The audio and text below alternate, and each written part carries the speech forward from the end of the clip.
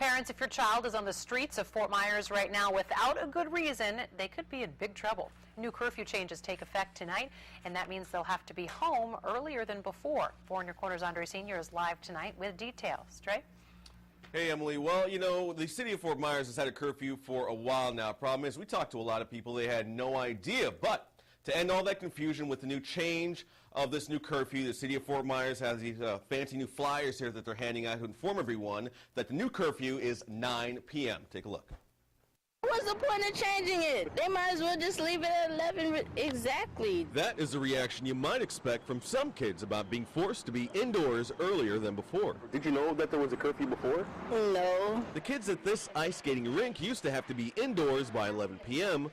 Now that's 9 p.m. if they're not with their parents. We'll verify the circumstances, why they're out, what they're doing out, what type of event they're coming from. If you're busted, the Fort Myers Police Department could end up calling mom and dad, or you could get something even worse. If it's a continuing problem, if maybe we encounter the youth on a couple more occasions, then it could result in a citation. Last year alone, roughly 380 juveniles were arrested for committing crimes in Fort Myers. So a couple of months ago, most city council leaders voted for the change in hopes of keeping kids out of trouble. Some parents think it's a good idea. I do agree, because keeping the kids off the streets keeps down the violence, not knowing where the children are. Kids coming home from work, a school-related function, or church-related activity would be exempt. If they're out there, a Friday night football game, that's a school event.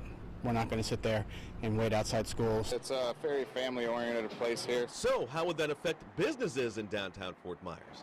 The manager at Ford's Garage agrees with the change and doesn't see it affecting his bottom line, since most teens in the restaurant after 9 are with their parents anyway. We do a lot of families down here. We just had a big baseball tournament down here, but they're all with families.